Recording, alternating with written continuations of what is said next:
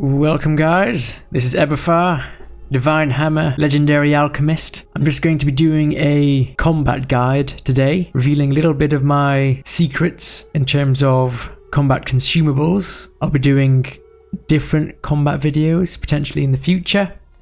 This one's mainly going to be about tricks and information on bringing consumables and using them throughout the fight. So, I'm personally certain that almost all players will learn something new after watching this video. Most of the guys in Nightfall didn't even know a lot of this stuff when I asked them.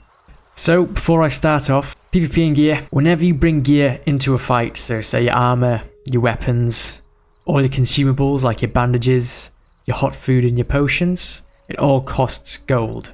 And nobody in the entire game brings full ogmium to every fight. Nobody is that rich in the entire game. So cost is important. It's a huge thing to consider when you're thinking about bringing your consumables into the fight, because it may also affect how much or how many of your consumables you actually bring.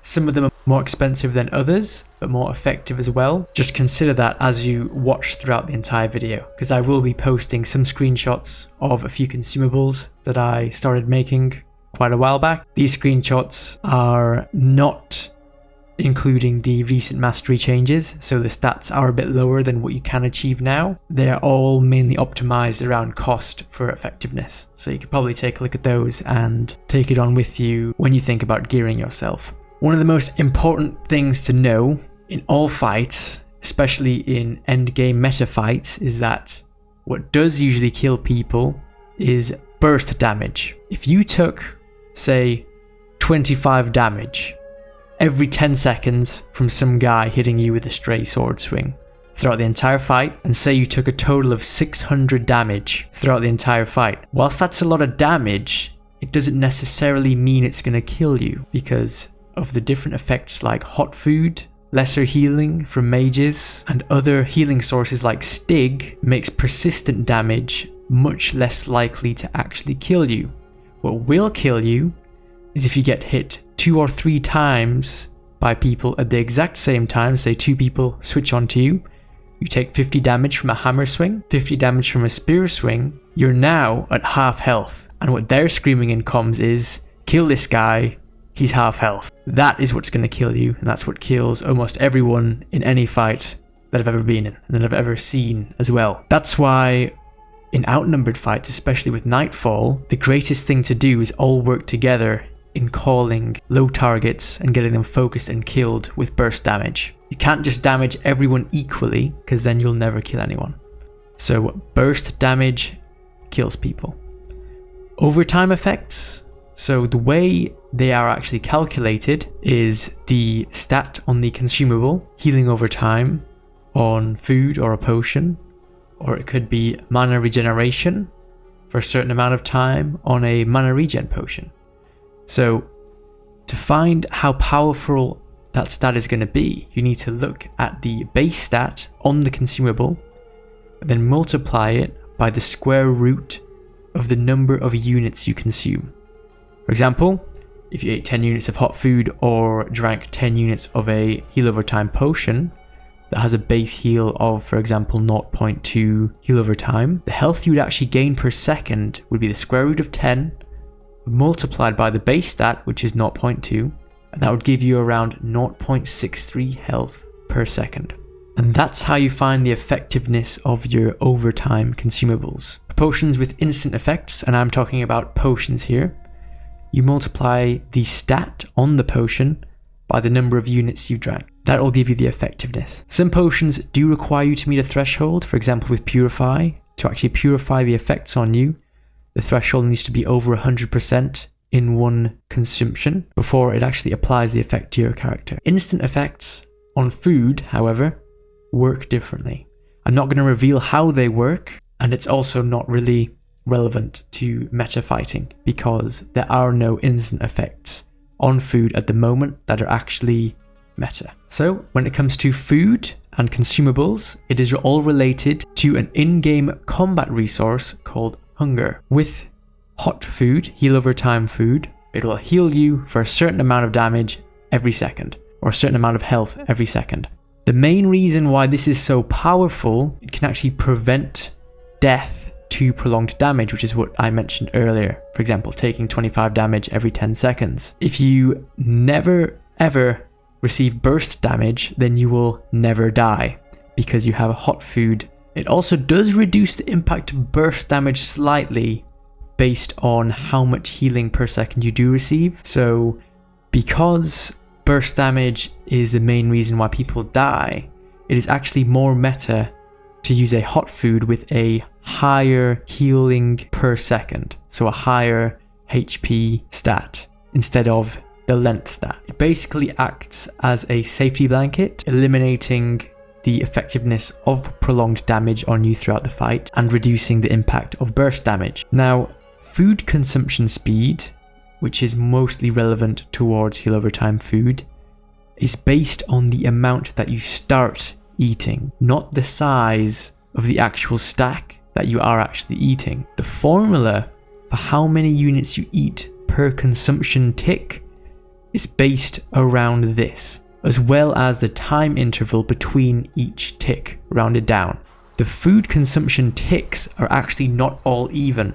The first initial ticks are faster than the later ones, which is why the first initial ticks, you may see them usually be smaller ticks compared to the rest. It's rounded down. You can eat anywhere between, for example, 4 units per tick to 1 unit per tick. The ticks can be slower than others, but the maximum amount you can actually get per tick is 4. If it's anything under that, even by a decimal, it will round it down to 3. The fastest possible food consumption is at 104 units and above. So if you always bring at least 104 units for all of your meta fights, you will actually be eating your food way faster than anyone else who brings less units to the fight. You can see how much food you started eating in the game log, where it says you started eating X units of Y, which would be the name of the food. The size of the stack you eat only limits the maximum of how much you can start eating. So as long as you have a stack size of over 104, so 104 or over,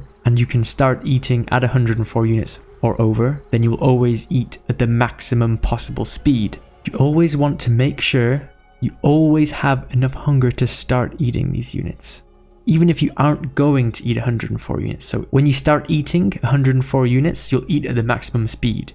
You do not need to wait any longer once you've eaten however many units you want. To make sure you always have the most hunger resource you possibly can, you want to make sure you eat as little reserve nourishment food as you can.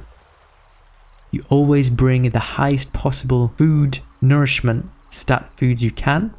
For example, kelp dragon meat has a very, very high health reserve nourishment, and roasted rice has a very high stamina nourishment. The reason why I mention kelp dragon meat, I will explain later. Another way of having more hunger resource available are the recent new essence orbs.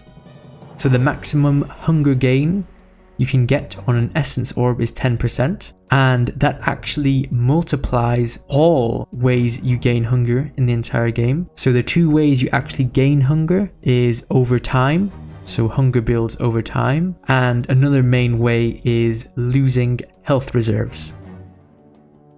If you have a hunger gain essence orb, it'll multiply all the hunger gained from those sources. So it's very, very powerful to have an essence orb with hunger gain. If you have an essence orb with reserve nourishment, it will automatically increase your reserves for you, so you do not have to use up your hunger resource on eating food. This means you can actually eat more food at once because you have more hunger resource at any given time.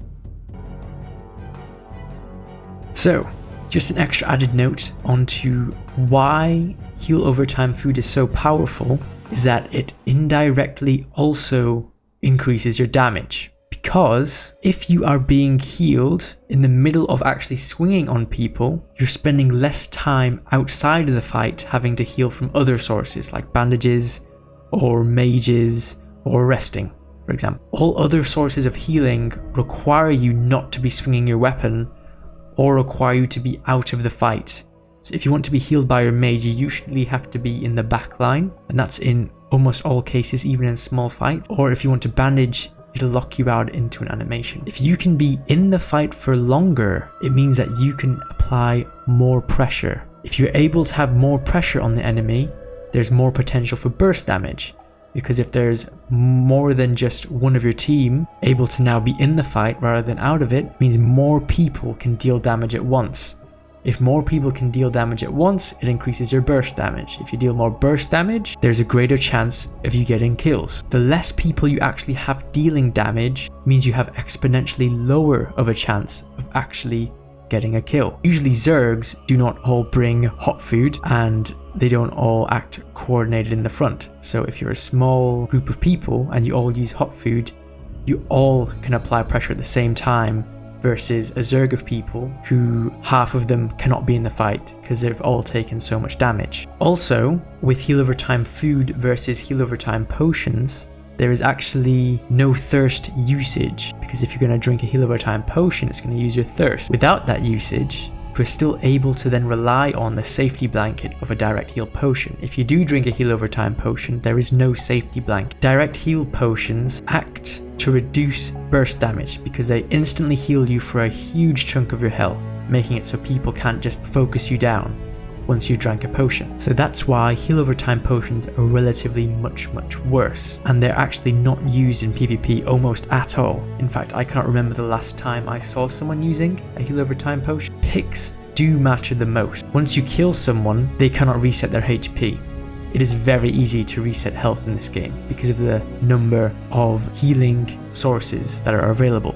When it comes to reserve nourishment food, you mainly want to keep your hunger as high as possible, as I said before, so that you can eat as much hot food as possible. But you also want to maintain sufficient reserves to not reduce your max stamina or health or mana, for example, which is what people usually call grey bar. The meta reserve food for health is Kelp Dragon, because it doesn't have any healing length stat attached to it, like Blood Cure does. So it will not override your hot food buff. If you use a consumable with healing length on it, when you already have a heal over time effect on you, it'll cancel out the effect. So you cannot use any consumable with a healing length stat on it if you are using heal over time food or potions. For stamina, use roasted whole rice on the spit. It's the best for the cost. As I mentioned earlier, the cost of your gear is one of the most important things to consider, and you're going to be eating a lot of stamina food. Roasted whole rice has high stamina nourishment and it's fairly cost effective for how much you're going to be eating. The main reason you want to avoid grey bar is that it reduces the total health, stamina or mana you can achieve. So for example, if your grey bar is on your health bar and it's covering half of your health bar, you'll only ever be able to get half of your maximum health because you do not have enough health reserves to achieve the maximum potential health attached to your character. Another good note to add is that food poisoning on food with a higher stat and amount eaten, there is a greater chance to gain a food poisoning status effect. This basically makes you unable to receive healing from just about all sources for the full length of the effect. Also, for characters with a lower constitution stat, they have a higher chance to gain food poison. For example, skeletal mages are more susceptible to food poisoning from food than an Ogmir foot fighter. So as a general guide for all meta builds, including the very rare skeletal mage, for example, Demra is a skeletal mage, make sure that the food poisoning stat on your food isn't too far above 0.1 to avoid any chance of actually getting food poisoning. When it comes to bandages, the bread and butter, they can allow you to recover up to 40 health at maximum anatomy level, which is 100. It'll take 10 seconds to restore your HP since it was activated, and it also gives you diminishing returns if you're hit whilst you're being bandaged. It does actually lock you out into an animation for a certain fraction of the 10 seconds. So obviously you need to sheath, and then the animation itself takes around 6 seconds, and then you're going to have to draw your weapon after it as well. Lower levels of anatomy are more valuable than the later ones. This is mainly for new players, but it may also be something you want to consider if you're leveling skills on your character. So for example, 20 to 50 anatomy gives a greater HP increase on your bandages than from 50 to 80. This isn't actually necessary for, I'd say, thirst hours late game, which is basically the meta clade right now, as Stig and Adamant and basically hot food are so powerful to heal you anyway, and for the reasons I mentioned earlier on damage and pressure, having Stig and Adamant also reduces the healing you receive from bandages, so it's even less valuable. Ogmir Crackpipe. So, not going to talk on this one too much because whilst Ogmirs are still good, they are not used as often, and obviously this is very clade specific. You can weave the crack pipe between usage of other consumables, so when you're consuming food you can animation cancel, etc. And basically that allows you to heal up or gain your reserves faster, etc. It can also be popped right after a direct heal potion to prevent further burst damage when you're trying to escape out of a difficult situation. There are lots of YouTube videos with examples to this, especially a lot of Nightmare ones, because I think a lot of Nightmare players went Ogmir at one point, so there's a lot of videos with examples on that. Nightfall ones too, actually. We do have some Ogmir players in Nightfall. Now I'm going to talk about potions. So, potions are all based around a combat resource called Thirst. All characters would have a minimum max thirst of 10 unit, but it can be increased using potion utilization skill, or also your masteries, which you can gain 2 extra thirst on there as well. A neat and easy trick that I think most people know is that you can drink potions faster by actually sheathing your weapon at the same time you drink your potion. So you press sheath at the same time you hold down your potion hotkey, and it makes you drink your potion way faster. This is a trick that most people use at the higher tier levels in GK. Once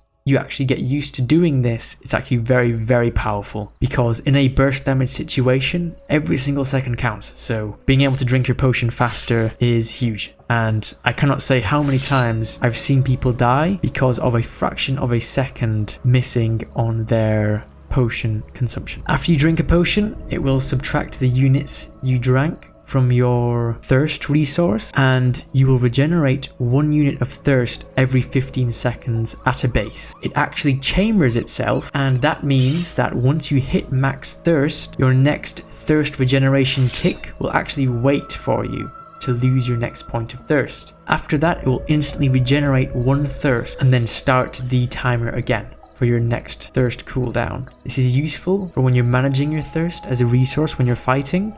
It's also good to take note that you can basically endlessly drink 1 unit Purify or 1 unit Magic Reflect potions throughout the entire fight. Thirst regeneration mastery, so there is 1 string of nodes in the mastery tree that can actually reduce the time it takes to gain thirst by up to 20%.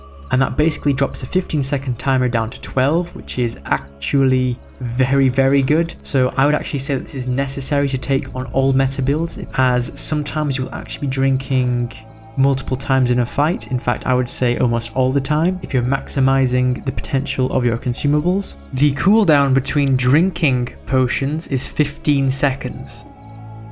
And when it comes to direct heal potions or direct heal purify potions, as I mentioned before, these are the greatest thing in the game for preventing death to burst damage. And as I explained earlier as well, it is the most likely situation you will die. Purify direct heal potions are usually much more valuable than the regular ones, because if you are corrupted, it prevents you from actually receiving the healing from a regular DH potion. So a small increase to get a Purify DH potion can save your life in a lot of situations. Even if it's not a corrupt, purifying a full on you as you're using your potion can save you an extra 40 health, or purifying an atrophy can save you a lot of stamina as you're running around in a fight, although much more uncommon. So I would say you should always make sure you're using Purify DH potions, not just regular DH potions. To help with corrupt from reducing the effectiveness of all your healing sources like hot food or direct heal potions, one of the best things you can actually take right now is the debuff reduction essence orb, which actually reduces the duration of corrupts and other status effects like atrophies or other poison spells and etc. So it actually allows your consumables to be countered less. That means you can apply more pressure and there's less chance of you dying. The max on a debuff reduction orb that I've seen so far is 15%. With reflect potions, these are actually one of the most powerful ones. Just 1 unit applies a magic reflect to your person, and that basically means that it will reflect back any spell that is casted on you next. Corrupt being your biggest threat, which basically allows your hot food and your potions not to be interrupted. So I'd say always make sure you're bringing reflect potions, always make sure you're popping them before a fight, and any mage that casts a corrupt on you, instead of you being corrupted, it actually corrupts them instead. And so now the mage has to use their resources to purify the corrupt that's on them before they can start casting again. So it's actually much more powerful than just preventing you from not receiving healing, because it also flips the resource back onto the enemy. Every single fight is a battle of resources, so reflect potions are something you always want to take. Purify potions, these are not actually as important, I would say, as, for example, reflect potions or a DH potion or hot food. However, they can still be very, very useful, especially if you're low on thirst and you need to purify yourself. If you are corrupted or fulminated or atrophied, etc., and you don't have the thirst because you already potted, then you can drink a Purify potion. Just 1 unit, animation cancel using the technique I mentioned earlier. Drink it quickly, unsheath your weapon and get back in the fight. They're quite easy to use and require no points in magic, intelligence, anything like that on your character. Mana regen potions are very niche, so these are more for mages and paladins, and they're mainly used to reset mana. They're actually much more powerful now with the new mastery change, because they basically got a double 3% increase. They actually multiply off of campfires, clades and skills.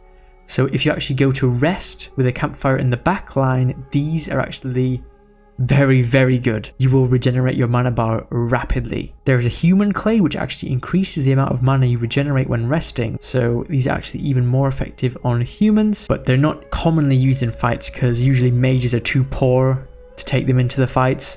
I'll be honest, all the mage players I know are very lazy, poor people, and they'll take very cheap gear unless they're mega rich like Demra with 100,000 gold, and they might take something a bit more expensive. But if you can get your mages to take mana regen potions as a backup alongside their DH potions, etc., then it may actually help them out in the fight in case they need it to reset, or maybe they just need to cast an extra couple death hands in the middle of the fight.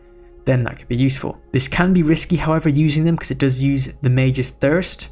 So if the mage does get dived, it means that they can no longer use their direct heal potion. It's completely on the skill, game sense of the mage when they use a mana regen potion, whether or not they want to consume one or not. When it comes to blood cure potions, these are very cheap DH potions, and they're mainly used in PvE, but can also affect your PvP. So what I mean by that is, if you brought one into the dungeon and you were fighting, for example, you had like 5 guardians on you, or there was a boss on you, and you didn't actually want to use your Sea-Dew potion, which is your main PvP potion, it is much better to actually use your blood cure potion rather than just die.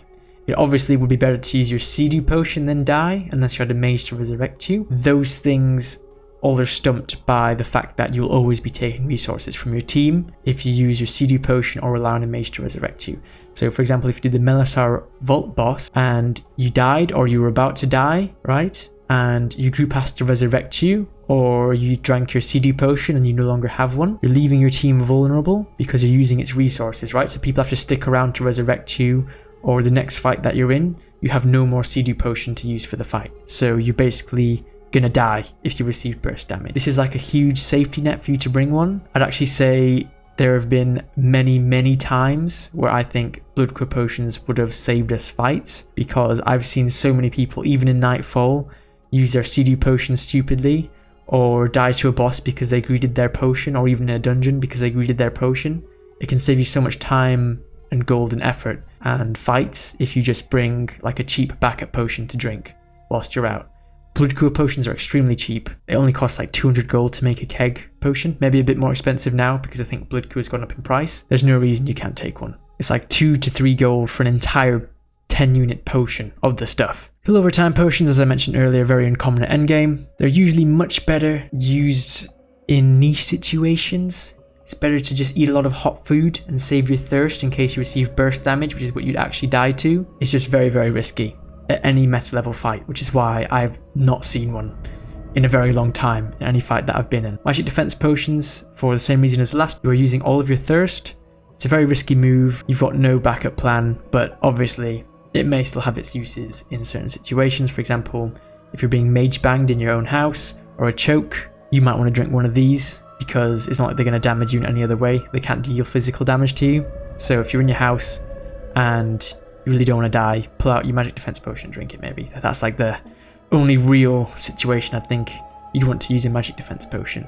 just as a bit of a bonus. So this isn't really relevant anymore because they gave all mages 100% concentration, so there's no chance of you having your spell interrupted. But if you take more than 0.1 damage from any poison over time effect, it actually counts as a hit on your character, and that can interrupt your spell damage. It was significant in the past, it's not significant now, but it may be significant in the future. So just as a note, remember that when you're looking at your heal over time food and heal over time potions, try to make sure that the poison over time is fairly low, so that you'll never receive more than 0.1 damage per tick. I've also put a little bit of a note here on recommended consumables for an in and out dungeon delve for a max win rate. This is assuming that you'll have a fight on the way down and then you'll have one fight on the way back up. This is for a foot fighter. This is usually the stuff that I'll take, and you'll basically win all of your fights, right? So I've got 2 Purify DH potions, basically 1 for each fight. You won't always actually have to use this, but it'll stop death to burst damage. 200 units of hot food, so hot food is so powerful right now, and even though it costs a lot of gold, you should always bring a lot of it if you can. It's a power multiplier, basically exponentially increases your chance of winning because of the way pressure and kills work in this game. It'll prevent your death to persistent damage, and it will reduce the chances of you dying to burst damage as well. I bring 5 or less units of 1 unit Purify. This is just sort of like a utility potion. Purify is extremely cheap, so there's no reason I can't really take 5 units with me. 5 to 10 units of Magic Reflect. Magic Reflect potions are very powerful on burst damage, so I always try to take Magic Reflect with me. Kelp Dragon Meat and Whole Roast Advice for your reserves, obviously health and stamina as I mentioned earlier. Maybe some bandages, with the amount depending on your race and build, so that you have another way of healing. I don't actually run anatomy on my character. I will be running a max level white bear with beast mastery, and then I've got stig, potions and hot food, etc. to heal myself. I haven't used a bandage in months. I've never needed to use one, so I don't take them with me. I play a Risar. And then 1 blood cure potion, more if you really want to, just as a PvE safety net. There have been so many times that this would have saved groups that I've seen, my own groups as well, that I've been playing with people in. So I honestly would just recommend bringing like a nice little cheap cure potion just to save you from a lot of stress and having to run back through dungeons naked, etc. It does sound like a lot of stuff to bring, and it may seem costly, but bringing all this stuff will win you all of your fights, and you're not actually necessarily going to be using all this stuff every single fight. If you think about it, if you win 2 out of 3 fights instead of 1 out of 3 fights, it actually makes up for the difference in cost, because you're taking back so much more gold than what you're leaving behind. So even if you're thinking to yourself, oh, that's so much money, I can't bring it, just bring it anyway, and you'll actually find yourself having more gold afterwards than what you did before. That's about it, and it has been a very long rant, to be quite honest. I wasn't expecting the video to be this long. However, I will say that there are a lot more secrets behind consumables, which I'm not going to say. A few of these things have been gatekept, but they're not really that significant in some cases. What's really important here is the consumption of 104 units, for example, or more. I don't think a single person I even know knows about that, besides myself.